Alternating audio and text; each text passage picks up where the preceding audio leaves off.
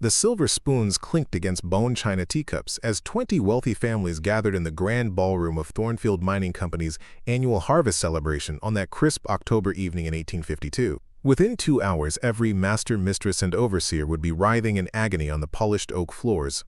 This is the story of how 20 enslaved workers orchestrated the most coordinated mass poisoning in American frontier history, with nothing more than patience, nightshade, and perfect timing. The mountain town of Copper Ridge had never seen such carnage, nor such calculated revenge. From the silver mines to the cattle ranches, from the trading posts to the lumber mills, an entire social order would collapse before midnight struck.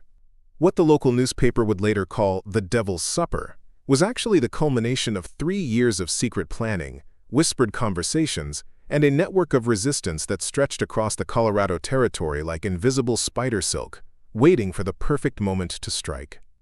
Before we jump back in, tell us where you're tuning in from, and if this story touches you, make sure you're subscribed, because tomorrow, I've saved something extra special for you. Junessa Coltrane pressed her calloused hands against the kitchen window of Blackstone Manor, watching the carriages arrive in procession down the winding mountain road. The autumn air carried the scent of pine and the distant sound of celebratory music from the ballroom, where crystal chandeliers cast dancing light across the gathering crowd. Every wealthy family in Copper Ridge had come to celebrate the Thornfield Mining Company's most profitable year, their laughter echoing through rooms built with blood and gold.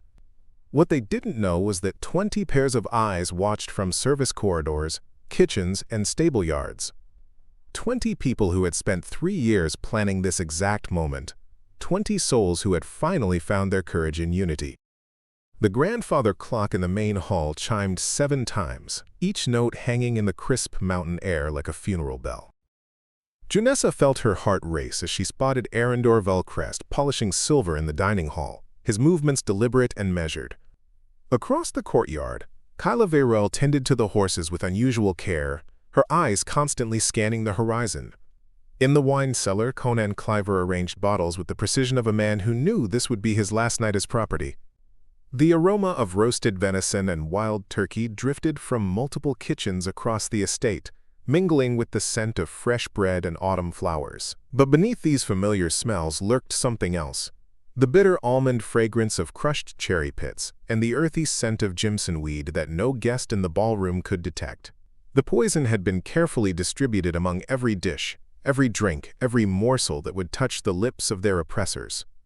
Before we dive deeper into this calculated uprising that would shake the Colorado Territory to its core, I want to know where you're watching from right now. What time is it where you are? Drop a comment below and let me know. And if stories of resistance and justice fascinate you, hit that subscribe button, because what you're about to hear has been buried in territorial archives for over a century. The truth about the night 20 enslaved people brought an entire town's power structure to its knees.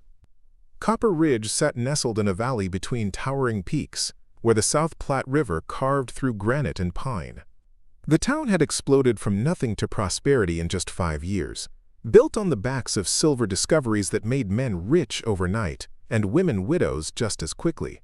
But prosperity in the frontier came with a particular kind of cruelty, where human property was transported west like cattle, forced to work mines, ranches, and mansions for masters who believed the mountains made them gods. The Thornfield Mining Company controlled everything: the mines, the smelting operations, the company store, and most importantly, the 200 enslaved people who made their empire possible. Unlike the plantations of the Deep South, Colorado Territory's bondage was more diverse, more hidden, and perhaps more brutal for its isolation. Here, escaped slaves had nowhere to run except into wilderness that killed as efficiently as any overseer's whip. Junessa had arrived in Copper Ridge 3 years ago, purchased at auction in Denver City along with 19 others. The journey through mountain passes had killed 2 of their number: a woman named Sarah who fell ill with mountain sickness, and an elderly man who simply stopped breathing one cold morning at 10,000 feet. The survivors had been distributed among the wealthy families like expensive furniture, each assigned to households that needed skilled labor to maintain their newfound status. But isolation had bred something unexpected among the scattered workers. Where plantation slaves might never see beyond their quarters, these mountain slaves moved between households. carrying messages, sharing information, building networks invisible to their masters. Junessa worked as head cook for the Blackstone family, but she also prepared special occasion meals for the Thornfields, the Ashworths, and the Caldwells. Arundor Valcrest served as butler to the Thornfield mansion, but supervised the wine service for all major social events. Kyla Verrall managed horses for 3 different ranching families. This mobility became their weapon. The plan had crystallized slowly, born from whispered conversations during shared tasks, from glances exchanged across crowded rooms, from the accumulated weight of daily humiliations and systematic cruelty. It started with Noelle Draven, who worked in the territorial courthouse and could read legal documents that others couldn't access. She'd discovered that several families were planning to sell their human property south when mining profits slowed. Families would be separated, people scattered across territories where they'd never see each other again. That discovery became the spark that lit 3 years of careful preparation. The coordination required was staggering. They needed to synchronize poisoning across 12 different households simultaneously, ensure no one could ride for help, and create confusion enough to allow mass escape into the mountains. More challenging still, they needed to obtain deadly substances without arousing suspicion, test dosages to ensure effectiveness, and maintain absolute secrecy among 20 conspirators. Ezra Morrow, who tended the medicinal garden at Dr. Pemberton's house, became their poison master. She'd spent 2 years systematically collecting deadly plants native to the Colorado mountains: jimsonweed, death camas, bitterroot, and most crucially, wild cherry pits that could be ground into concentrated cyanide. Her medical knowledge, gained from years of assisting the doctor, allowed her to calculate precise dosages for different body weights and ages. The beauty of their method lay in its invisibility. Every toxic substance they used grew wild in the mountains around Copper Ridge. Nothing had to be purchased, stolen, or acquired in ways that might raise questions. Ezra simply expanded her legitimate herb gathering to include specimens that Dr. Pemberton never requested, drying them in hidden corners of the garden shed, grinding them into powders during late-night hours when the household slept. As Junessa watched the final carriages arrive, she felt the weight of the small cloth pouch in her apron pocket. Inside lay enough concentrated poison to kill 12 people, measured to the exact gram based on Ezra's calculations. Similar pouches were hidden on 19 other people throughout Copper Ridge, each one carrying death disguised as cooking spices.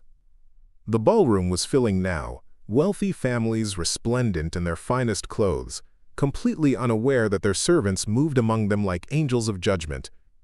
Mayor Caldwell arrived with his wife and 3 grown sons, their laughter booming across the courtyard.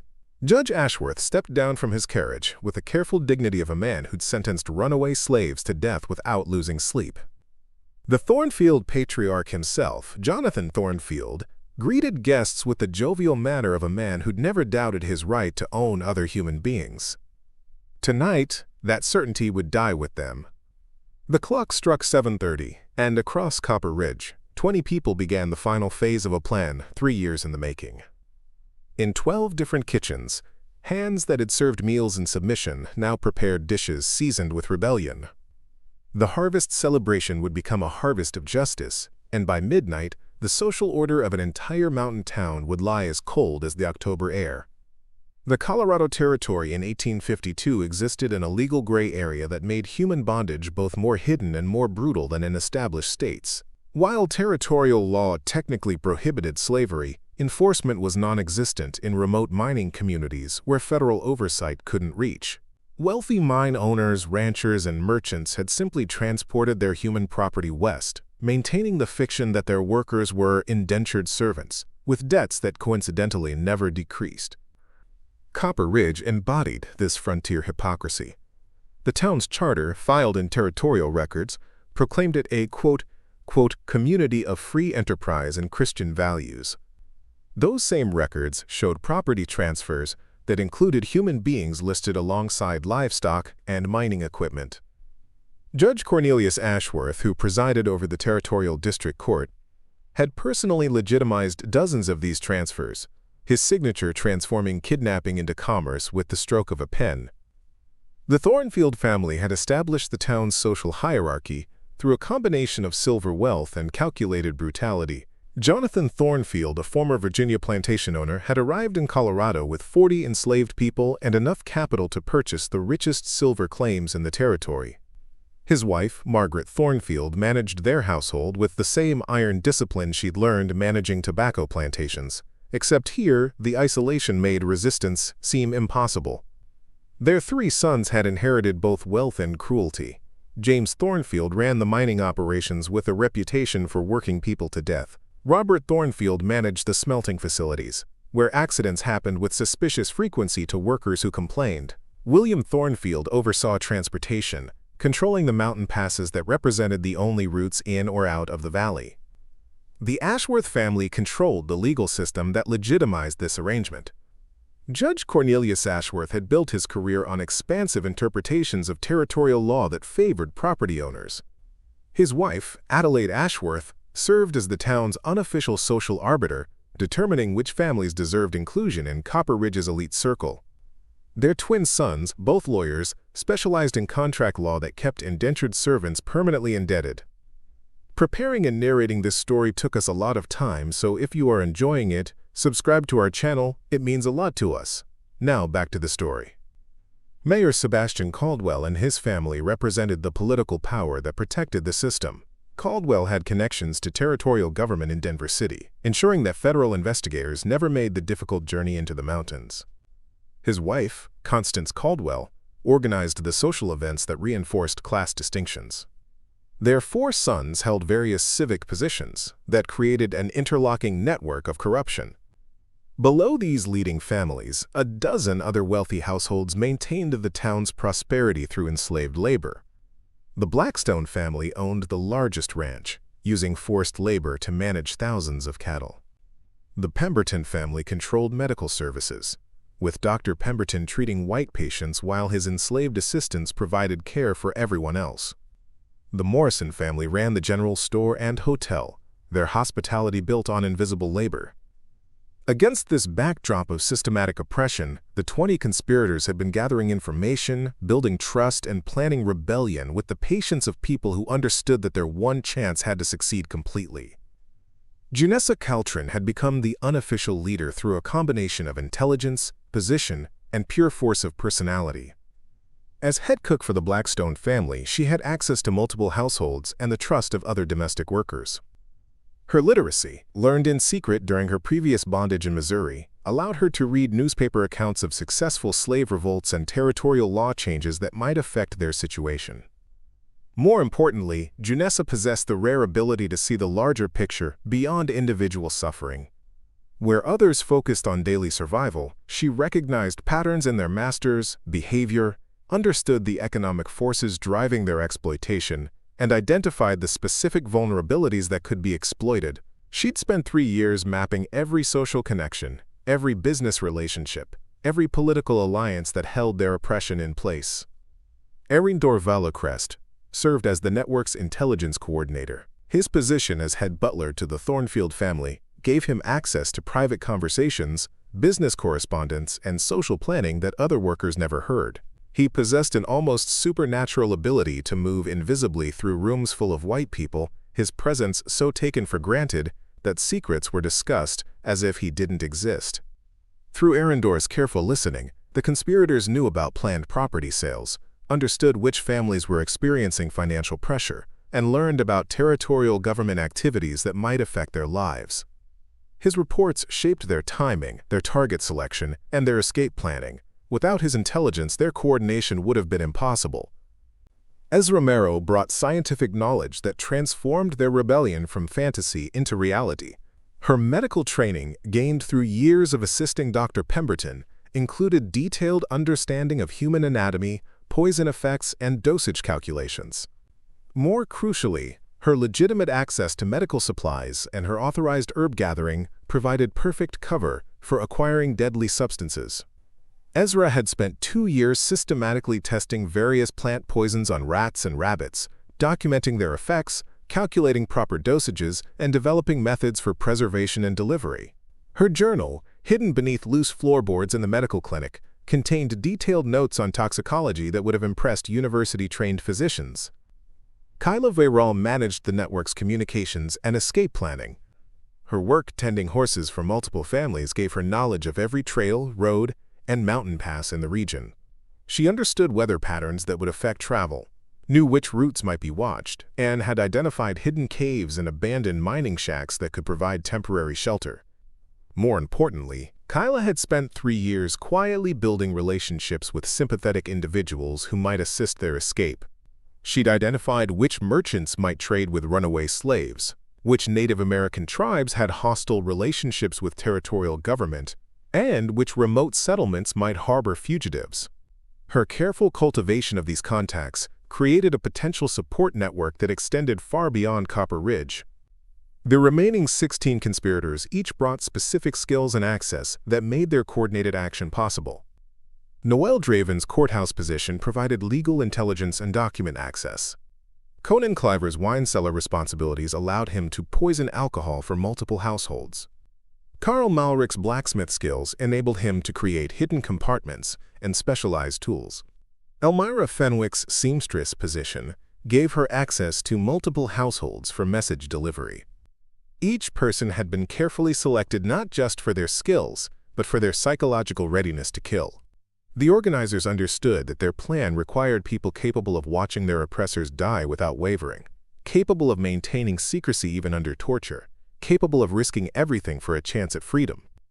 The selection process had taken months of careful observation and testing.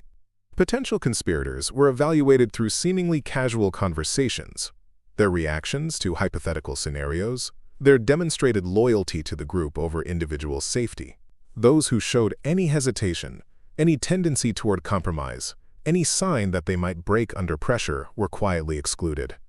The final 20 represented the hardest, most determined, most capable members of Copper Ridge's enslaved population. They'd proven their commitment through small acts of sabotage, their discretion through months of secret preparation, their unity through shared sacrifice and mutual protection. Now, as the harvest celebration reached its peak, 3 years of planning approached its moment of truth. The social order that had seemed permanent was about to discover that oppression always creates its own opposition, and that even the most isolated victims could find ways to strike back when desperation and opportunity finally converged. The conspiracy that would later terrorize the Colorado Territory began with a conversation between 2 women shelling beans on a September afternoon in 1849. Janessa Coltrane and Ezra Merrow sat on the back steps of Dr. Pemberton's clinic, their fingers working automatically through the familiar task while their minds processed something far more dangerous than domestic duties. "They're planning to sell 12 of us south before winter," Janessa whispered, her voice barely audible above the sound of beans dropping into the wooden bowl. The information had come from Noel Draven, who'd overheard Judge Ashworth discussing territorial law changes that might affect property transfers. Ezra's hands stilled for a moment before resuming their mechanical motion. "Which families?" "Thornfield, Caldwell, Morrison, maybe others." Janessa's voice carried the weight of someone who'd learned to discuss the sale of human beings as casually as livestock prices. "They want to consolidate holdings before federal oversight increases." The conversation that followed would shape 3 years of methodical preparation. Both women understood that resistance required more than anger or desperation. It demanded organization, knowledge, resources, and most crucially, the kind of coordination that could only succeed if executed perfectly across multiple targets simultaneously. Their first challenge involved identification and recruitment. The enslaved population of Copper Ridge worked across dozens of households, many rarely interacting with each other beyond brief encounters at public gatherings. Building a conspiracy required establishing communications networks that could operate invisibly within the existing social structure. Janessa solved this problem by leveraging her position as head cook for multiple wealthy families.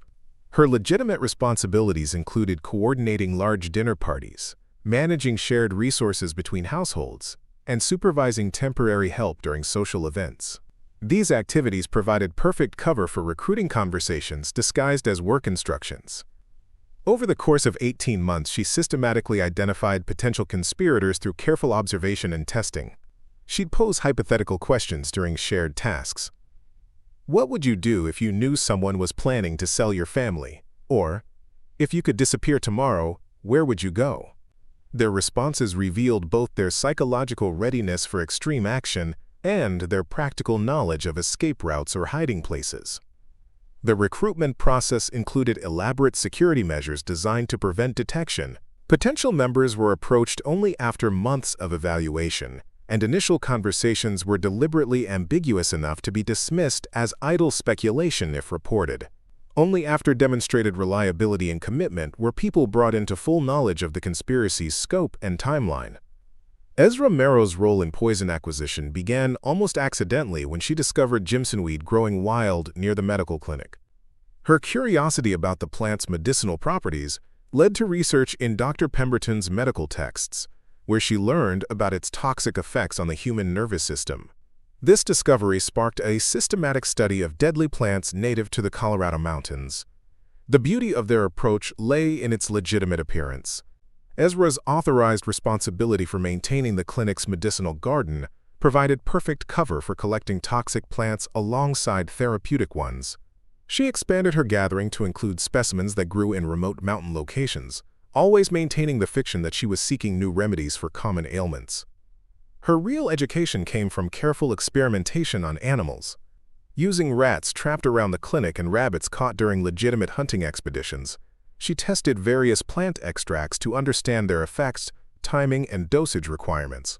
Her hidden journal documented lethal amounts for different body weights, onset times for various symptoms, and methods for masking bitter tastes in food or drink. The most crucial discovery involved cherry pits, which could be ground into concentrated cyanide when properly processed. Wild cherry trees grew abundantly in the mountains around Copper Ridge, and gathering their fruit for preserves was a common autumn activity among domestic workers. This provided perfect cover for collecting thousands of pits that could be dried, ground, and concentrated into deadly powder. Ezra's testing revealed that cherry pit poison worked more quickly than plant extracts, but required careful preparation to achieve lethal concentration.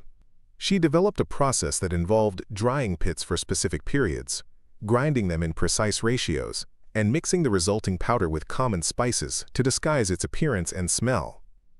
Coordination across multiple households required sophisticated communications networks and timing mechanisms. Kyla Vay Roll solved this challenge by creating a system based on her legitimate horse-tending responsibilities.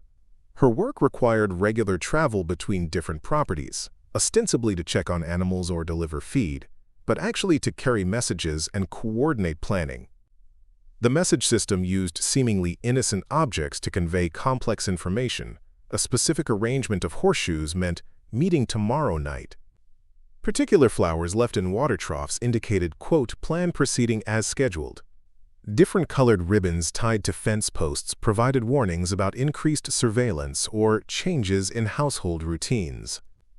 More sophisticated communications used coded conversations during public gatherings. The conspirators developed a vocabulary that allowed them to discuss assassination plans while appearing to gossip about cooking, weather, or local news. The bread needs more salt might mean increased poison dosage. Rain coming tomorrow could indicate execute plan the following evening. The most complex challenge involved timing coordination across 12 different households scattered throughout Copper Ridge.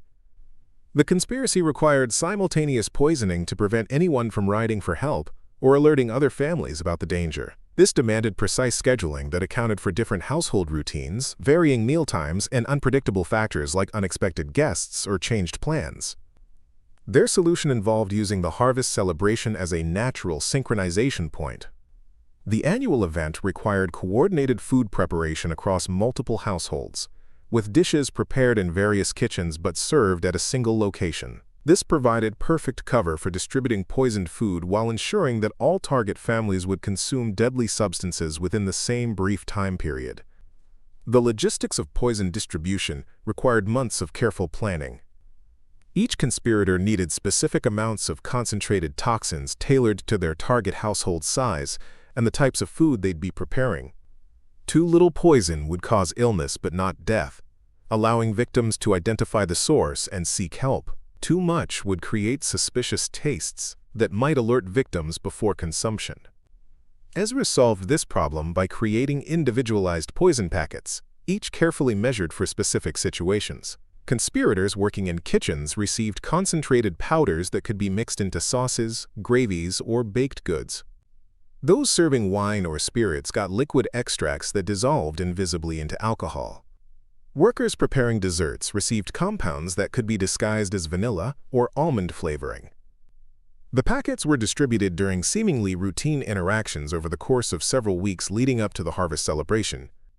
A borrowed cooking pot might contain hidden compartments with poison supplies. Shared garden tools could conceal toxic powders wrapped in oiled cloth. Even laundry baskets served as delivery mechanisms for deadly substances disguised as soap or cleaning supplies. Security remained paramount throughout the 3-year planning process. The conspirators understood that discovery would mean certain death, not just for themselves but potentially for every enslaved person in Copper Ridge. Their masters' response to rebellion would likely involve collective punishment designed to prevent future resistance. This knowledge shaped every aspect of their preparation. They developed elaborate protocols for disposing of evidence, created alibi systems that could account for suspicious activities, and established contingency plans for partial discovery. If one member was captured, the others would have time to either execute their plan immediately or abort and scatter into the mountains. The psychological preparation proved as challenging as the practical arrangements.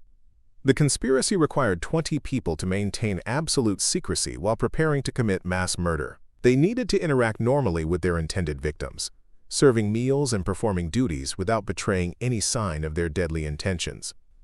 This demanded extraordinary discipline and emotional control. Conspirators had to endure daily humiliations, physical abuse, and casual cruelty while knowing they possessed the power to end their oppressors' lives. They had to watch family members sold away, friends punished for minor infractions, and fellow workers die from preventable accidents, all while maintaining the facade of submissive loyalty. The psychological strain created bonds among the conspirators that transcended ordinary friendship. They became a family united by shared secrets and mutual dependence, their survival linked to collective silence and coordinated action. This unity became their greatest strength, creating loyalty powerful enough to overcome individual fear or temptation. As October 1852 approached, 3 years of planning crystallized into specific assignments and precise timing. Each conspirator knew their role, their poison allocation, their target victims, and their escape routes. The harvest celebration would provide their opportunity, and the mountain wilderness would offer their refuge. The system that had seemed so permanent, so natural, so divinely ordained was about to discover that human property possessed human intelligence, and that intelligence applied systematically over time could overcome even the most brutal oppression. The master class of Copper Ridge was about to learn that their slaves had been studying them far more carefully than they'd ever studied their slaves. The harvest celebration of October 15, 1852, began with the kind of Colorado mountain morning that makes men believe in providence. Clear skies stretched endlessly above peaks dusted with the season's first snow, while golden aspens trembled in the crisp air, like nature's own celebration of autumn's bounty. Across Copper Ridge, wealthy families prepared for an evening that would mark the territory's most profitable mining season in recorded history. In 12 different households, domestic workers began their final preparations, with movements that appeared routine but carried the weight of 3 years' planning. Every gesture had been rehearsed, every timing calculated, every contingency anticipated. The conspiracy that had lived in whispered conversations and careful glances was about to transform into deadly action. Junessa Caltrin rose before dawn in the servants' quarters of Blackstone Manor, her hands steady as she prepared the coffee that would begin her master's final day. The small cloth pouch in her apron contained enough concentrated cherry pit poison to kill 15 people, measured to precise specifications that Ezra Marrow had calculated based on body weights and food consumption patterns. The Blackstone family would consume their poison in multiple courses throughout the day, beginning with breakfast pastries seasoned with death and ending with dinner wine that would finish what the morning had started. Junessa had planned the dosages to ensure gradual absorption that would reach lethal levels during the evening celebration, when medical help would be impossible and confusion would mask the true cause of their suffering. At the Thornfield mansion, Arendor Vallecrest supervised the preparation of wine that would be shared among multiple families during the celebration toasts. His access to the wine cellar, combined with Conan Cliver's expertise in alcohol preparation, allowed them to poison entire casks that would be distributed throughout the evening. Each bottle contained enough concentrated toxin to kill its intended victims, while tasting only slightly more bitter than usual. The beauty of their wine poisoning lay in its delayed action. The alcohol would mask initial symptoms while accelerating absorption of the toxic compounds. Victims would attribute early effects to excessive drinking, continuing to consume poisoned beverages even as their bodies began shutting down. By the time the truth became apparent, it would be far too late for any medical intervention. Ezra Merrow spent the morning in Dr. Pemberton's clinic, preparing what appeared to be routine medical supplies but actually consisted of concentrated poisons disguised as legitimate medicines. Her targets included not just the Pemberton family, but also several other households that might call for medical assistance once the poisoning began. Eliminating the doctor early would prevent any possible treatment for other victims. The medical angle represented the conspiracy's most sophisticated element. Ezra had identified specific antidotes that might counteract their chosen poisons, then ensured that those substances would be unavailable when needed. She'd contaminated activated charcoal supplies, diluted ipecac solutions, and replaced other emergency medicines with ineffective substitutes. Even if someone recognized the poisoning, treatment would be impossible. Kyla V. Rawle managed the most physically demanding aspect of the plan by ensuring that transportation out of Copper Ridge would be impossible. Her morning routine included feeding horses throughout the valley, but today she administered carefully calculated doses of plant toxins that would cause the animals to become violently ill within hours. Without horses, no one could ride for help from neighboring settlements. The horse poisoning required different substances and timing than the human targets. Kyla used concentrated jimsonweed extract that would cause severe colic and neurological symptoms in horses without immediately killing them. This created maximum chaos with minimum suspicion, since horse illnesses were common during seasonal changes and rarely attributed to deliberate sabotage. As the day progressed, seemingly innocent interactions carried deadly significance throughout Copper Ridge. Noelle Draven delivered legal documents to various households, using her courthouse access to plant additional poison supplies in homes where she didn't work regularly. Carl Malrick visited multiple properties to perform routine blacksmith services, secretly sabotaging lock mechanisms that would prevent escape once the poisoning began. The coordination required split-second timing across a community that covered several square miles of mountain terrain. Each conspirator needed to complete their assignments within narrow windows, while maintaining complete normalcy in their interactions with white families. A single suspicious glance or unusual question could unravel 3 years of planning. The afternoon brought increasing tension as final preparations accelerated. Elmira Fenwick completed alterations on party dresses while secretly testing the hidden weapons she'd sewn into the clothing seams. If anyone survived the poisoning long enough to threaten the conspirators, they discovered that their seamstress had provided more than decorative services. The weapons represented a crucial backup plan that demonstrated the conspiracy's thoroughness. Small knives were concealed in corset stays, sharp hairpins were treated with additional poison, and even jewelry was modified to include pointed elements that could deliver fatal wounds. Every female conspirator would attend the evening celebration armed and prepared for hand-to-hand combat if necessary. Kitchen preparations began in earnest during the late afternoon, as multiple households contributed dishes to the communal feast. This coordination provided perfect cover for the final phase of poison distribution, as conspiratorial cooks shared ingredients, borrowed supplies, and assisted with elaborate presentations that would disguise the taste and appearance of toxic additions. Junessa orchestrated the kitchen activities with the skill of a military commander directing troops. She ensured that every dish destined for white consumption contained lethal amounts of poison, while keeping careful track of foods that enslaved workers might accidentally consume. The logistics required extraordinary attention to detail, since a single mistake could kill conspirators along with their intended victims. The most challenging aspect involved disguising the bitter taste that characterized most plant-based poisons. Junessa solved this problem by incorporating strong flavors that would mask any suspicious elements. Rich gravies contained concentrated mushroom extracts that hid toxic compounds. Spiced wines included cinnamon and cloves that covered bitter aftertastes. Even desserts used honey and vanilla to conceal deadly additives.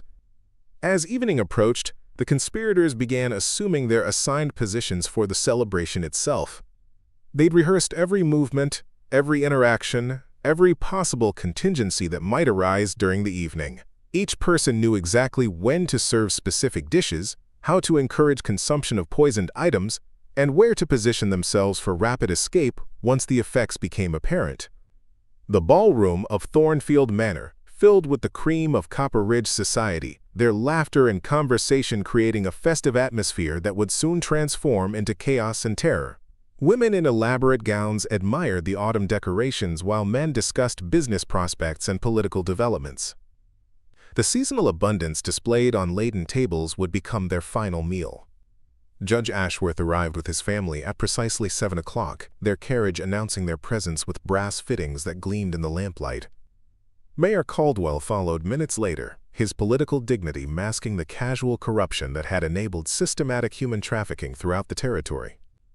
The Blackstone family made their entrance with the understated confidence of people who'd never questioned their right to own other human beings.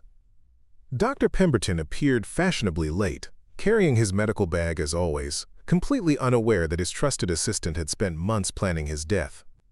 The irony of the situation wasn't lost on Ezra Marrow, who greeted him with the same respectful demeanor she'd maintained throughout years of unpaid labor in his clinic. The first course was served at 7:30, consisting of soup that had been prepared in Junessa's kitchen and flavored with concentrated cherry pit extract. The conspirators watched carefully as their masters consumed the deadly mixture, noting which individuals took larger portions and adjusting their calculations for subsequent courses accordingly.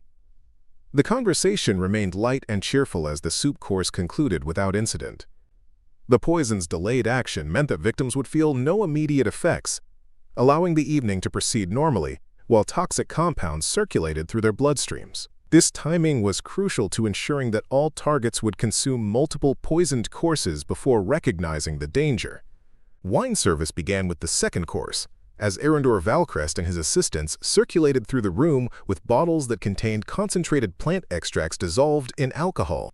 The toasts that followed each course would accelerate the poison's effects while encouraging continued consumption.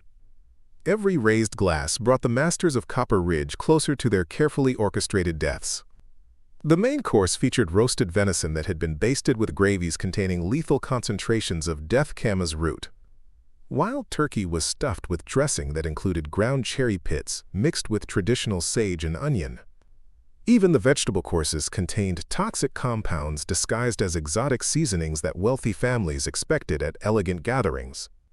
By 8:30, the first symptoms began appearing among the most vulnerable victims. Judge Ashworth complained of mild nausea, attributing it to rich food and strong wine.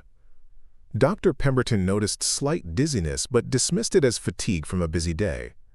Mayor Caldwell experienced the beginning stages of respiratory distress but assumed it was caused by cigar smoke in the poorly ventilated ballroom.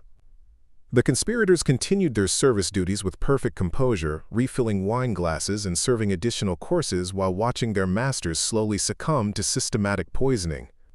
Their faces revealed nothing beyond the submissive attention that white families expected from their human property. The dessert course represented the final phase of the evening's deadly menu. Elaborate cakes and pastries contained concentrated doses, designed to ensure that anyone who'd survived the earlier courses would receive fatal amounts of poison. The sweet flavors perfectly masked bitter toxic compounds while encouraging generous consumption. As 9 o'clock approached, the effects became impossible to ignore. Judge Ashworth collapsed during a toast, his wineglass shattering against the hardwood floor. Dr. Pemberton clutched his throat, gasping for air that would no longer sustain life. Mayor Caldwell convulsed violently, his political dignity replaced by animal terror. One by one, the most powerful people in Copper Ridge began dying in the ballroom where they'd celebrated their prosperity built on human suffering. The conspirators continued serving wine and clearing dishes as chaos erupted around them, their movements calm and efficient, while their master's world collapsed into screaming horror. The grandfather clock chimed 9:30 as the last course was served and the last toasts were drunk. 20 enslaved people had successfully executed the most coordinated mass poisoning in territorial history, and now their masters were paying the ultimate price for treating human beings as property. The screaming that erupted from Thornfield Manor at 9:45 that October evening could be heard across the entire valley, echoing off mountain walls like the cries of damned souls. Inside the ballroom, the cream of Copper Ridge society writhed on Persian rugs worth more than most men's annual wages, their bodies betraying them with the same systematic precision they'd once used to destroy other lives. But perhaps more terrifying than the deaths themselves was the calculated silence that greeted the chaos. In servants' quarters throughout the mansion, in stables where horses lay mysteriously ill, in kitchens where dirty dishes sat abandoned, the enslaved population of Copper Ridge made a collective choice that would haunt territorial history for decades. They chose to watch rather than help. Elmira Fenwick stood in the ballroom doorway, her seamstress duties requiring her presence to assist with ladies' wardrobe emergencies. When Judge Ashworth's wife began convulsing, ripping the elaborate dress that Elmira had spent weeks perfecting, the seamstress made no move to assist. Instead, she observed with the detached interest of someone watching a scientific experiment reach its inevitable conclusion. "Help me," Adelaide Ashworth gasped, her hands clawing at fabric as poison coursed through her system. "Please, someone help me." Elmira met her eyes for one long moment, then turned and walked away. The woman who'd spent 17 years in bondage, who'd borne 2 daughters sold away before their first birthdays, who'd endured countless humiliations disguised as Christian charity, simply chose to let justice take its course. Similar scenes played out throughout the mansion as other conspirators faced their masters' pleas for assistance. Conan Cliver, summoned to fetch medical supplies from the wine cellar, took his time navigating familiar corridors while victims upstairs died for want of immediate care. When he finally returned with a bottle of what appeared to be medicinal alcohol, it contained additional poison that accelerated rather than relieved their suffering. The conspiracy extended beyond the 20 primary participants into a broader network of complicity that revealed the true scope of resistance within Copper Ridge's enslaved population. Workers who hadn't been included in the planning phase nevertheless understood what was happening and chose solidarity over self-preservation. Thomas Brightwater, the stable hand responsible for maintaining horses that might carry riders for help, discovered that someone had already administered plant toxins to every healthy animal in the valley. Rather than attempting treatment that might restore transportation, he spent the evening grooming sick horses with elaborate care that accomplished nothing beyond ensuring their continued illness. In the mansion's kitchen, workers who'd been excluded from the conspiracy encountered evidence of mass poisoning in the form of empty poison packets and contaminated cooking implements. Mary Stormwind, the head laundress, could have immediately identified the toxic substances being used and potentially warned surviving victims. Instead, she began methodically washing dishes and cleaning equipment that would eliminate crucial evidence. The broader enslaved community's reaction demonstrated a phenomenon that territorial authorities would never fully understand: oppressed people developing their own moral framework that existed entirely outside their masters' legal and ethical systems. These workers hadn't planned the poisoning, but they recognized it as legitimate resistance against systematic dehumanization. Dr. Pemberton managed to remain conscious longer than most victims, his medical knowledge allowing him to recognize the symptoms of plant-based poisoning. With his final moments of clarity, he called for Ezra Merrow to bring activated charcoal and other antidotes from his medical supplies. She responded promptly, appearing at his side with what appeared to be the requested medicines. "Quickly," he gasped. "Activated charcoal, 10 grams, dissolved in water." Ezra prepared the mixture with professional efficiency, dissolving what appeared to be medicinal charcoal in clean water.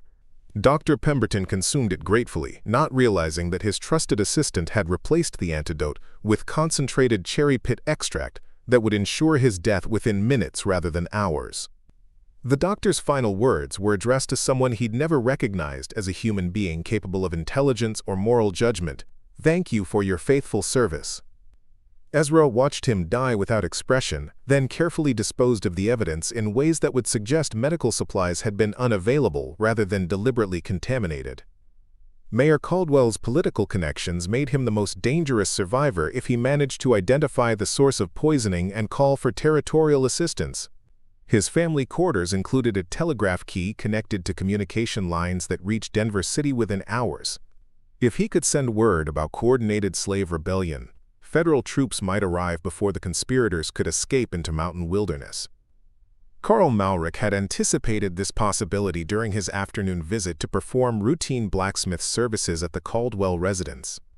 While ostensibly repairing household hardware, he'd severed crucial telegraph connections in ways that would appear to be equipment failure rather than sabotage. When Mayor Caldwell desperately attempted to send emergency messages, he discovered that his political lifeline had been quietly eliminated. The mayor's eldest son, Sebastian Caldwell Jr., retained enough strength to crawl toward the telegraph equipment, understanding that outside assistance represented their only hope for survival. He managed to reach the communication device and began frantically manipulating keys that produced no response from receivers in distant cities. Watching from the hallway, Carl Malrick allowed the young man to exhaust himself in futile efforts before approaching with apparent concern for his welfare. "Let me help you, sir," he offered, kneeling beside the dying man with every appearance of loyal service. "Perhaps if I check the connections." Sebastian looked up with desperate hope as Carl examined the telegraph equipment with professional competence. "Yes," Carl announced after careful inspection. "I can see the problem. The lines have been damaged by the recent storm. I'll need to climb outside to repair them." Carl left the mansion and spent the next hour performing elaborate repairs to telegraph lines that had been deliberately severed in multiple locations. His work appeared thorough and professional to any observer, but actually ensured that communication would remain impossible throughout the critical period when survivors might call for help. The youngest victims presented the most challenging moral test for conspirators who'd maintained their humanity despite years of dehumanizing treatment. Several wealthy families had brought their offspring to the celebration, including some who'd never directly participated in the systematic abuse that characterized slavery in the territory. Kyla Verrill encountered one such situation when she discovered Margaret Thornfield, the patriarch's daughter, attempting to care for her younger brother, who'd consumed less poison due to his smaller appetite. The girl was barely conscious herself, but struggled to provide water and comfort to someone even more vulnerable. For a moment, Kyla hesitated. Her own moral framework, developed through years of resistance to dehumanization, recognized innocence even among the families of oppressors. But she also understood that survival required absolute commitment to their collective escape plan. Any survivor who could identify the conspirators would doom 20 people to death by torture. The decision was made not through cruelty, but through the harsh mathematics of resistance. Kyla approached the siblings with apparent concern, offering assistance that would ease their final moments rather than prolonging their suffering. She held the young man's hand as he died, providing the human comfort that his family's system had denied to countless others. By 10 o'clock, the ballroom resembled a battlefield where the weapons had been invisible, and the victory belonged to people who'd never been considered capable of strategic thinking. 43 members of Copper Ridge's ruling class lay dead or dying, their bodies arranged around tables laden with the harvest feast that had become their final meal. The magnitude of coordinated resistance became clear as reports arrived from other households throughout the valley. The Morrison family had died at their dinner table after consuming wine provided by their trusted house servants. The Pemberton household showed no signs of life beyond the still-burning lamps that illuminated rooms full of corpses. Even outlying ranches reported mysterious illnesses that had struck every white family simultaneously. The surviving conspirators gathered in the mansion's servants' quarters as midnight approached, their 3 years of planning finally reaching its intended conclusion. They'd achieved something unprecedented in territorial history: the complete elimination of an entire community's ruling class through coordinated resistance by their human property. But success brought immediate dangers that required decisive action. Word of the mass deaths would eventually reach territorial authorities in Denver City, bringing federal investigators and likely military response. The conspirators had perhaps 48 hours before overwhelming force would arrive to restore white supremacy through whatever means necessary. Their escape into mountain wilderness would need to begin immediately, following routes that Kyla Verrill had spent 3 years mapping and provisioning. They'd planned for this moment, stockpiling supplies in hidden caches throughout the peaks, but they'd never been certain they'd survive long enough to use them. 20 people who'd lived their entire lives as property now faced the most dangerous journey imaginable, fleeing through Colorado wilderness, pursued by trackers who would spare no effort to capture them alive. Their punishment, if caught, would serve as an example that would terrorize enslaved populations throughout the territory. But they'd also achieved something that would inspire resistance for generations, proof that systematic oppression could be overcome through intelligence, coordination, and absolute commitment to collective action. The masterclass that had seemed so permanent, so natural, so divinely ordained, lay dead in their own ballroom, killed by the very people they'd considered incapable of human judgment. The clock struck midnight on October 16, 1852, marking the end of one era and the beginning of something entirely new in the Colorado Territory. The social order that had controlled Copper Ridge through violence and legal fiction had been eliminated in a single evening, and 20 formerly enslaved people were about to discover whether mountains could provide the freedom they'd purchased with poison and blood. Dawn broke over Copper Ridge with the kind of pristine mountain clarity that made the carnage inside Thornfield Manor seem like the remnants of a particularly vivid nightmare. Golden sunlight streamed through tall windows to illuminate 43 corpses arranged around tables still laden with the previous evening's feast, their faces frozen in expressions of agony that contradicted the peaceful morning outside. Marshal James Wellington arrived from Denver City at 7:30 that morning, summoned by a telegraph message that had somehow reached territorial headquarters despite the communication sabotage that Carl Malrick had orchestrated. The message, sent by a surviving ranch foreman from 20 miles away, contained only 4 words that chilled federal authorities to their core: "Entire town found dead." Wellington had served as territorial marshal for 12 years, dealing with claim disputes, cattle theft, and occasional violence between miners and native tribes. Nothing in his experience had prepared him for the systematic elimination of an entire community's ruling class through what appeared to be coordinated mass poisoning. The scope of organization required suggested either foreign assassination or domestic uprising on a scale that threatened territorial stability.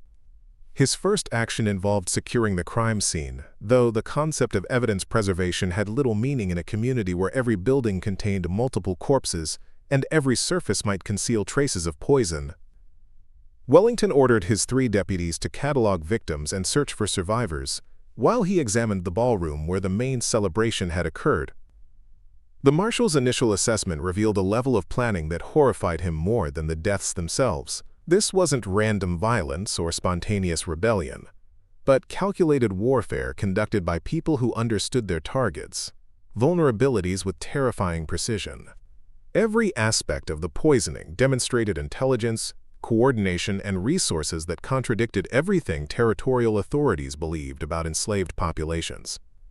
Dr. Henry Morrison arrived from Colorado Springs that afternoon, bringing medical expertise and forensic equipment that represented the most advanced investigative techniques available in 1852. Morrison had studied at Harvard Medical School before accepting a territorial appointment, and his examination of the victims provided the first scientific analysis of what had occurred. The autopsy results confirmed Wellington's worst fears. Every victim had consumed multiple toxic substances delivered through different courses during the evening meal. The poisoning showed systematic knowledge of dosage calculations, timing factors, and delivery methods that required both medical training and access to specialized materials. Most disturbing, the variety of toxins used suggested extensive preparation over months or years. This wasn't amateur work. Morrison reported to Wellington after completing examinations on 12 representative corpses. Someone with considerable medical knowledge planned these deaths with scientific precision. The cherry pit concentrate alone would have required processing hundreds of pounds of raw material over an extended period. The implications sent shockwaves through territorial government.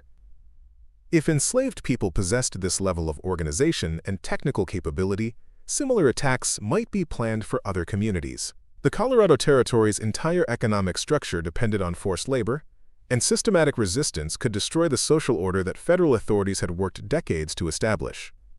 Wellington's investigation focused initially on identifying survivors who might provide information about the perpetrators.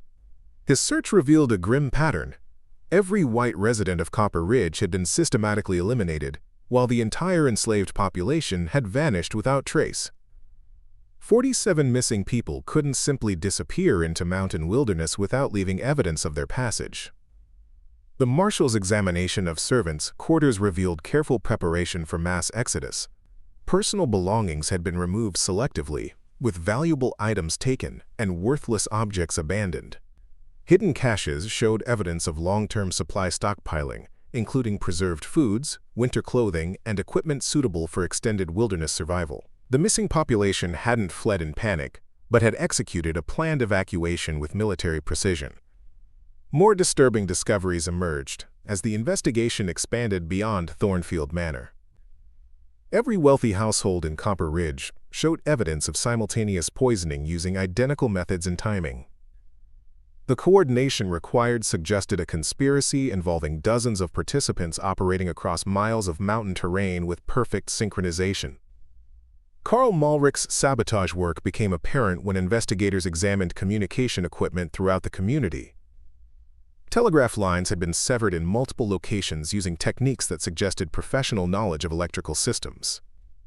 Even backup communication methods had been anticipated and disabled, preventing any call for help during the critical hours when antidotes might have saved lives. The horse poisoning represented perhaps the most sophisticated aspect of the conspiracy. Every healthy animal in the valley had been rendered incapable of carrying riders, using plant toxins that caused temporary illness without permanent damage.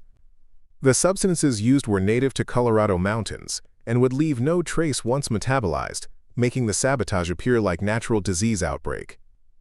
Dr. Morrison's analysis of the animal poisoning revealed knowledge of veterinary medicine that few frontier people possessed. Whoever planned this understood animal physiology well enough to cause specific symptoms that would disable transportation without killing valuable livestock, he explained to Wellington. That level of expertise suggests formal medical training or extensive experience with both human and animal anatomy. The investigation expanded to include territorial rangers and federal agents as the scope of organization became apparent. Marshal Wellington realized he was dealing with what amounted to successful military operation conducted by people who legally didn't exist as persons under territorial law. The contradiction challenged fundamental assumptions about intelligence, capability, and human nature that underlied the entire system of frontier bondage. Evidence gathering revealed additional aspects of the conspiracy that demonstrated years of preparation. Hidden compartments in various buildings contained forged documents, detailed maps of mountain trails, and supply lists that showed systematic accumulation of resources. The conspirators had prepared multiple escape routes, established supply caches throughout the mountains, and created contingency plans for various investigative responses. The forged documents proved particularly troubling because they demonstrated literacy among people who were supposed to be incapable of reading or writing. The quality of forgery suggested professional-level skill in document preparation, including knowledge of legal terminology and bureaucratic procedures that enslaved people shouldn't have possessed. Wellington's team discovered a hidden journal in the ruins of what appeared to be a secret school operated in the basement of Thornfield Manor. The journal contained detailed notes on poison preparation, dosage calculations, and human anatomy that revealed systematic education in subjects that territorial law prohibited from being taught to enslaved people. Someone had been conducting advanced medical training using textbooks stolen or borrowed from Dr. Pemberton's clinic. The educational materials included not just medical texts but also books on chemistry, botany, and pharmacology that represented substantial investment in prohibited knowledge. The breadth of subjects suggested intellectual capabilities that contradicted every stereotype about African intelligence that justified the territory's labor system. Federal response escalated dramatically as reports reached Washington about systematic slave rebellion in Colorado Territory. President Franklin Pierce authorized military intervention under federal authority to prevent similar uprisings in other territories where economic development depended on forced labor. The precedent of successful coordinated resistance threatened the entire expansion of American slavery into Western territories. General William Harney arrived from Fort Leavenworth with 2 companies of federal troops and authorization to use whatever force necessary to capture the escaped conspirators. Harney had experience suppressing Native American resistance and understood that successful slave rebellion would encourage similar actions throughout the frontier. His mission involved not just capturing fugitives, but demonstrating that rebellion would be met with overwhelming federal response. The military investigation revealed the true sophistication of the escape plan. The conspirators had anticipated federal response and planned their route to avoid areas where cavalry could operate effectively. Their trail led into mountain wilderness where horses couldn't follow, and winter weather would soon make pursuit impossible. Harney's trackers discovered evidence of the fugitives' passage at abandoned mining camps throughout the high country. The group was traveling in smaller units to reduce their visibility while maintaining communication through signal systems that use smoke, reflected sunlight, and rock arrangements. Their knowledge of wilderness survival exceeded that of most territorial residents and suggested extensive preparation for mountain living. The pursuit became more desperate as October weather turned harsh and early snow began closing mountain passes. Harney realized that his window for capture was rapidly closing, and failure to apprehend the conspirators would send a message throughout the territories that slave rebellion could succeed if properly planned and executed.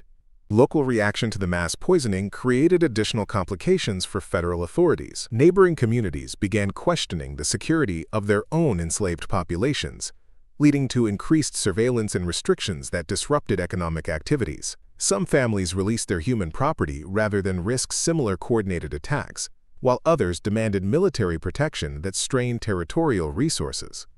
The investigation also revealed uncomfortable truths about the victims that complicated official narratives about innocent white families murdered by savage slaves. Federal agents discovered extensive documentation of systematic abuse, illegal kidnapping, and human trafficking that violated even the limited protections supposedly extended to enslaved people under territorial law.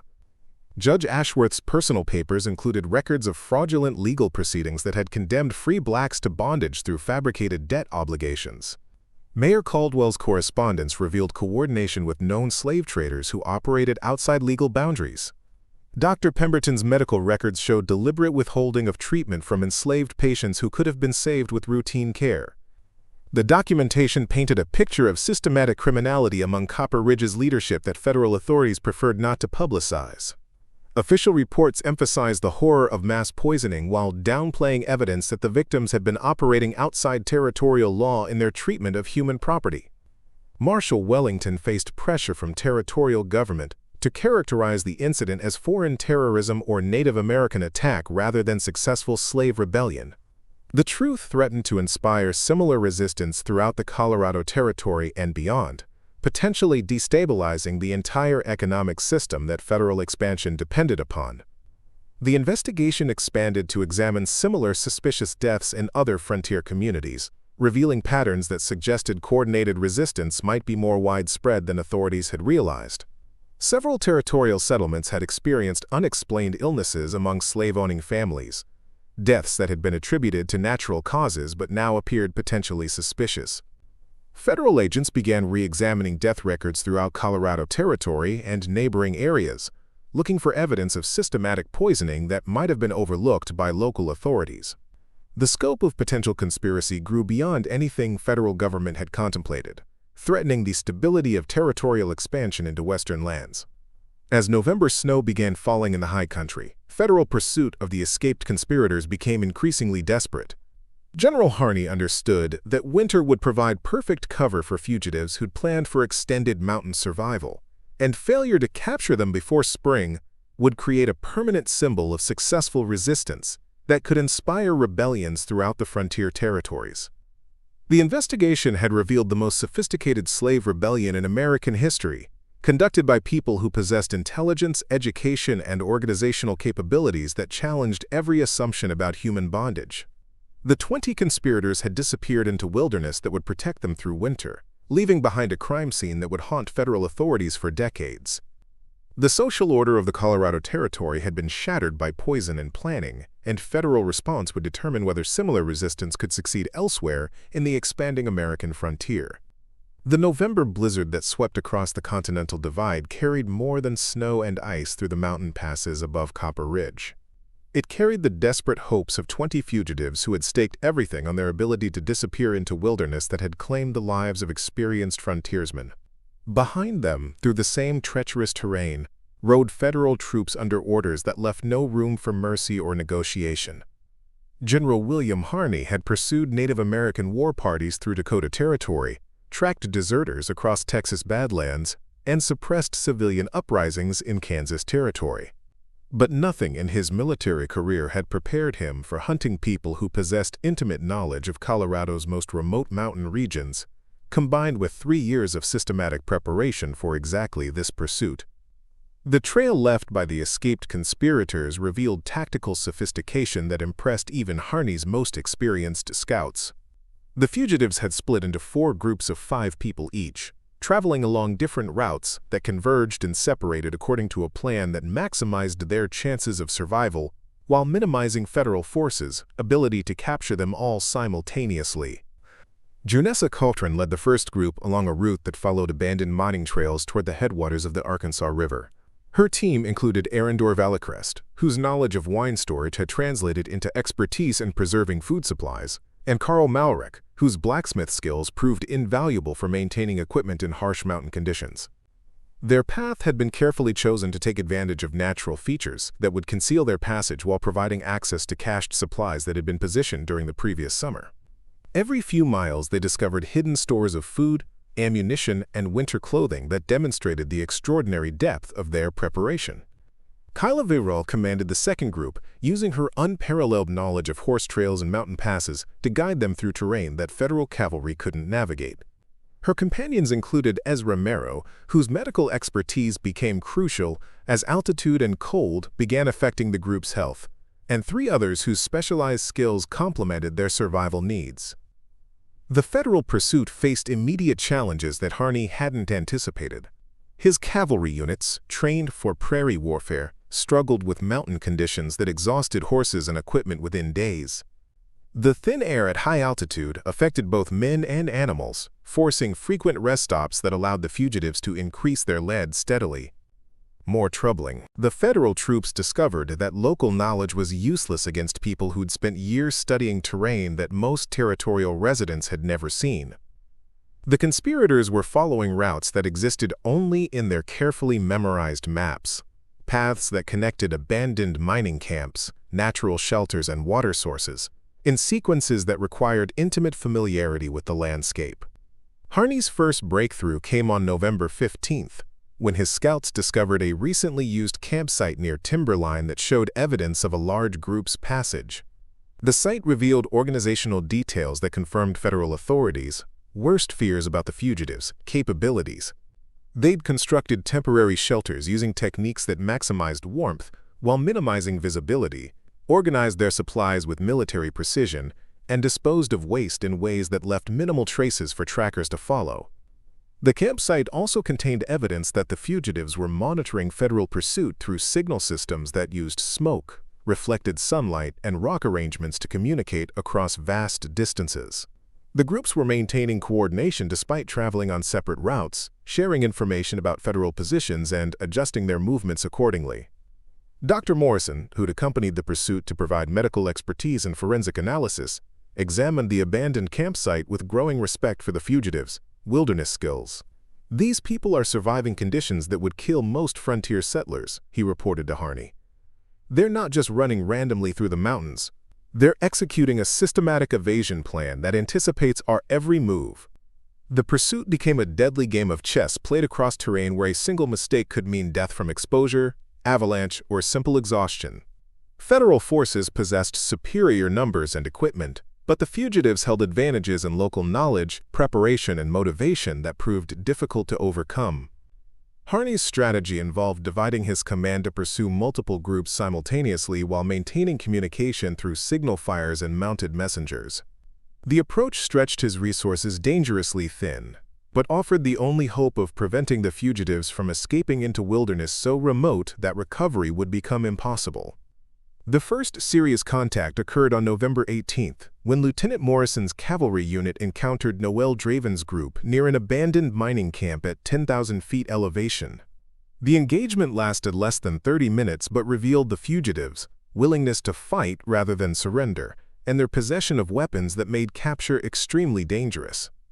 Noel's group had fortified positions among mining equipment and tailings piles that provided excellent defensive advantages. When federal troops attempted to surround their position, they discovered that the fugitives had anticipated this tactic and prepared multiple escape routes through terrain that cavalry couldn't navigate. The skirmish ended when an early winter storm provided cover for the fugitives' withdrawal, leaving federal forces to tend their wounded while watching their quarry disappear into swirling snow. 3 soldiers had been shot, and Lieutenant Morrison realized that his opponents possessed both firearms and the tactical knowledge to use them effectively. The incident forced Harney to reconsider his approach. The fugitives weren't simply running away from federal pursuit. They were conducting a fighting withdrawal that used terrain advantages to inflict casualties while avoiding decisive engagement. Their military capabilities exceeded anything federal authorities had expected from escaped slaves. Intelligence gathered during the skirmish revealed additional disturbing facts about the conspiracy's preparation. The fugitives carried professionally manufactured weapons rather than improvised tools, suggesting they'd acquired military supplies through channels that remained unknown.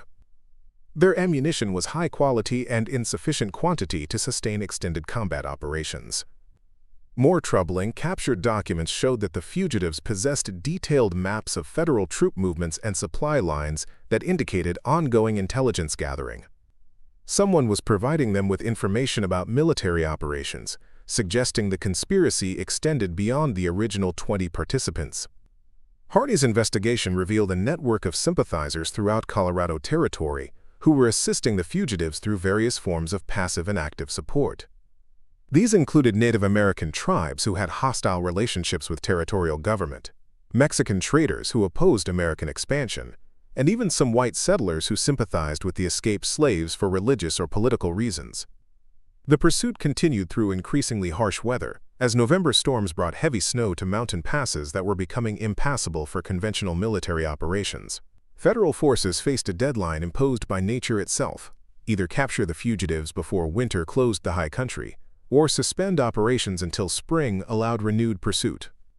The decisive confrontation began on November 25th, when converging federal units cornered the main body of fugitives in a box canyon near the headwaters of the Colorado River. The location provided excellent defensive positions but limited escape routes, creating the tactical situation that Harney had been seeking throughout the pursuit. Junessa Caltron's group had rendezvoused with Kyla Verrill's team at a prearranged location that included cached supplies and prepared defensive positions. 16 of the original 20 conspirators had survived the pursuit, and were now concentrated in a position that could be surrounded by federal forces with overwhelming numerical superiority. But the canyon also represented the culmination of 3 years, planning for exactly this scenario. The fugitives had selected this location because it offered advantages that weren't immediately apparent to federal attackers. Hidden escape routes, concealed weapons caches, and prepared ambush positions had been established during previous reconnaissance missions. The siege began at dawn on November 26th, with federal forces occupying commanding positions on the canyon rim while demanding surrender through shouted ultimatums. Harney offered terms that included transportation to federal courts rather than immediate execution, hoping to avoid costly assault operations in difficult terrain. The response came not in words but in the form of concentrated rifle fire that demonstrated the fugitives' possession of modern weapons and their determination to die fighting rather than return to bondage. The accuracy and volume of fire surprised federal forces and forced them to reassess their tactical situation. General Harney realized that assault operations would result in significant federal casualties while fighting an enemy that had chosen favorable ground and possessed nothing to lose. The fugitives' position could only be taken through costly frontal attacks that would achieve federal objectives at a price that might not be politically acceptable. The standoff continued for 3 days as both sides waited for advantages that might tip the balance. Federal forces controlled the high ground and could prevent escape, but assault operations remained prohibitively expensive. The fugitives possessed strong defensive positions and adequate supplies, but winter weather was making their situation increasingly desperate.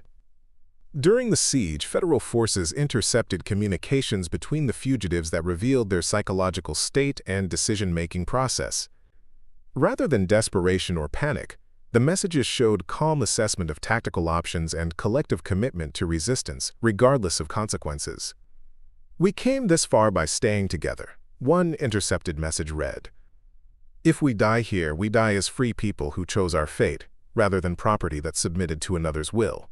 The communication intercepts revealed that the fugitives were planning a final breakout attempt that would either achieve escape into deeper wilderness or result in their deaths in combat. They'd prepared for this moment and were psychologically ready to sacrifice their lives rather than accept capture and return to bondage. The breakout began before dawn on November 29th, using tactics that demonstrated sophisticated understanding of small unit operations and federal military procedures. The fugitives launched simultaneous attacks on multiple federal positions while attempting to fight their way through encirclement toward escape routes that led deeper into the mountains. The battle lasted until late afternoon, fought in conditions that challenged both sides, endurance and tactical capabilities. Federal forces possessed superior numbers and equipment, but the fugitives fought with desperate courage and intimate knowledge of terrain that partially offset their disadvantages. When the shooting finally stopped, the canyon floor was stained with blood from both sides, and the tactical situation had changed dramatically. Federal forces had suffered casualties that made continued pursuit questionable, while the fugitive force had been reduced to a handful of survivors who'd managed to escape into wilderness that winter would soon make impassable. Of the original 20 conspirators, only 7 had survived both the mountain pursuit and the final battle. They disappeared into snow-covered peaks carrying wounded companions and the last remnants of supplies that would have to sustain them through a Colorado winter that killed experienced mountaineers with terrifying regularity. General Harney faced a decision that would affect federal policy toward slave resistance throughout the territories. He could continue pursuit into wilderness that might claim more federal lives, or he could suspend operations and accept that some of the conspirators had successfully escaped the most extensive manhunt in territorial history. The survivors vanished into mountain wilderness carrying more than their own lives into an uncertain future. They carried proof that systematic resistance could succeed against overwhelming federal power, that careful planning could overcome seemingly impossible odds, and that human intelligence and determination could triumph over legal systems designed to reduce people to property. Winter closed the mountain passes behind them like a door shutting on one chapter of American history while opening another. The federal pursuit ended with the survivors' escape, leaving questions that would haunt territorial authorities for decades about the true capabilities of people they'd never recognized as fully human.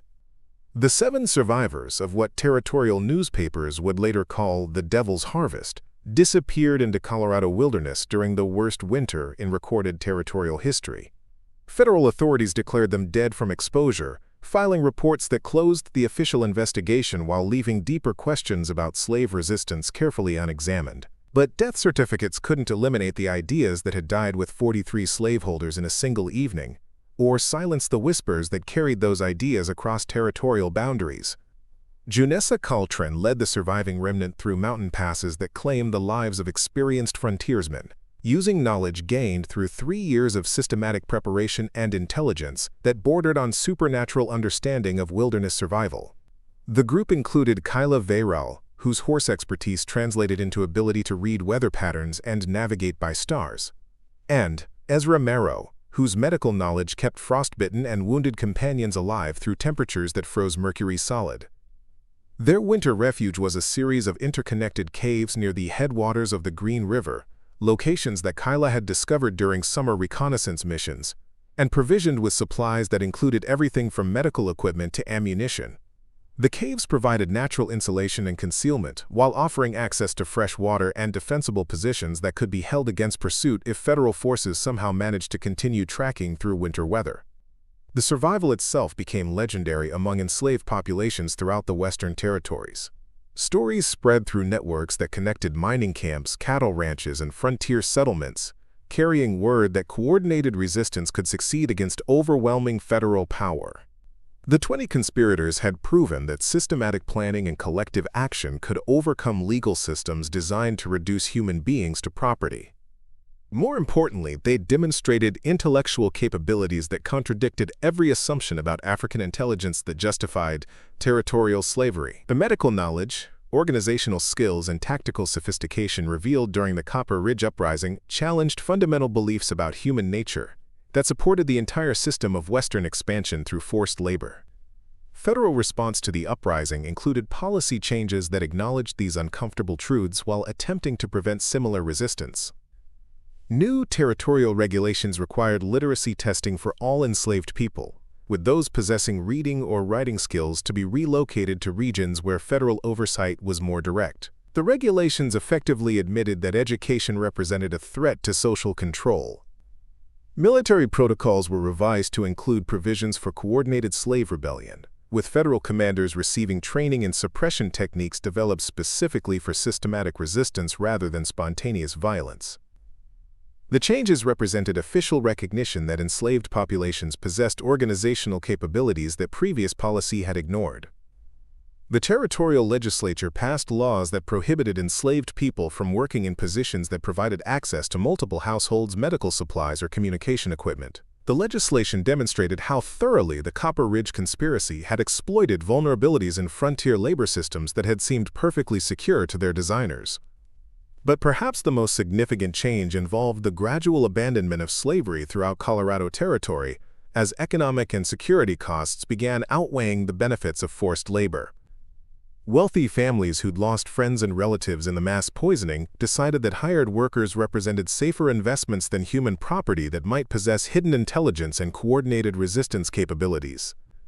The survivors themselves became symbols that transcended their individual lives, representing proof that systematic oppression always creates its own opposition when circumstances allow intelligence and determination to combine with opportunity. Their escape into wilderness that killed experienced mountaineers demonstrated that human motivation could overcome seemingly impossible physical challenges.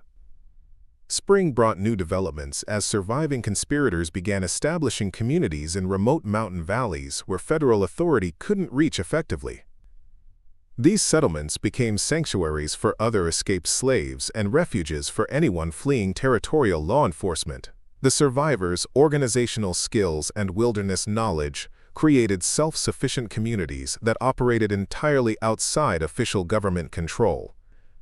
Junessa Coltrane founded the most successful of these communities in a hidden valley near the Continental Divide, where natural hot springs provided warmth and mineral deposits offered trading opportunities with native tribes and Mexican merchants.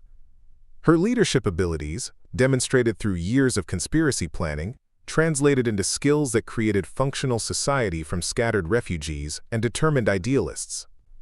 The community included not just escaped slaves but also Native Americans displaced by territorial expansion, Mexican families fleeing American land seizures, and white abolitionists who'd committed crimes in support of anti-slavery activities. This diversity created something unprecedented in American frontier history, a truly multiracial society based on shared commitment to freedom rather than racial hierarchy.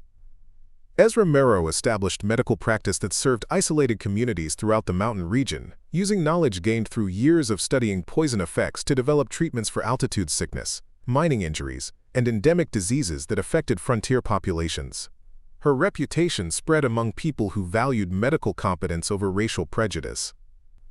The medical practice became a network that connected hidden communities and provided intelligence about federal activities that might threaten their security.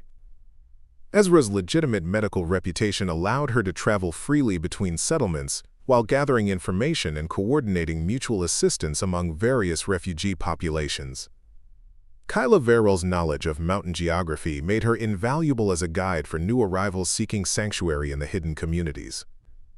Her expertise in reading terrain and weather patterns kept escape routes open, while helping establish supply lines that connected the settlements to sympathetic merchants in distant territories. 10 years after the Copper Ridge Uprising, these mountain communities had grown into a network of independent settlements that effectively operated as sovereign territory within federal boundaries. The survivors had created something that challenged basic assumptions about American expansion. Proof that alternative social systems could succeed when freed from legal restrictions that supported racial hierarchy. The influence of their example spread far beyond Colorado Territory, as stories of the mass poisoning and successful escape inspired similar resistance throughout the American frontier. Mining communities in California reported mysterious illnesses among slave-owning families. Cattle ranches in Texas experienced sudden deaths that resembled the Copper Ridge pattern. Even established slave states began investigating suspicious deaths that might indicate coordinated resistance. Federal authorities understood that the ideas behind the Copper Ridge Uprising represented greater threats to territorial expansion than military resistance or political opposition. The conspiracy had proven that enslaved people possessed intelligence, organizational capabilities, and access to knowledge that could be applied systematically against their oppressors. This recognition gradually contributed to policy changes that made slavery economically impractical in Western territories. The survivors lived to see the Civil War end legal slavery throughout the American territories, validating their belief that systematic resistance could contribute to broader social change. Their coordinated action in 1852 had demonstrated that oppressed people could overcome seemingly impossible obstacles through careful planning, collective action, and absolute commitment to freedom. But the deeper legacy involved ideas about human intelligence and capability that transcended legal questions about slavery. The 20 conspirators had proven that people dismissed as property possessed intellectual abilities that rivaled those of their oppressors, and that systematic education could create resistance capabilities that threatened any system based on human exploitation. The poison was never just in the food served at Thornfield Manor on that October evening in 1852. The real poison was in the legal system that reduced human beings to property, the economic structure that depended on forced labor, and the racial ideology that justified treating intelligence and determination as exclusively white characteristics. The 7 survivors who disappeared into Colorado wilderness carried more than their own lives to freedom. They carried proof that no system of oppression can survive when its victims possess the knowledge, organization, and motivation necessary to resist systematically and collectively. Their story continues in every struggle against systems that treat human beings as less than human. Subscribe now to discover more hidden stories of resistance that shaped American history in ways that official records never acknowledged. Up next, you've got 2 more standout stories right on your screen. If this one hit the mark, you won't want to pass these up. Just click and check them out. And don't forget to subscribe and turn on the notification bell so you don't miss any upload from us.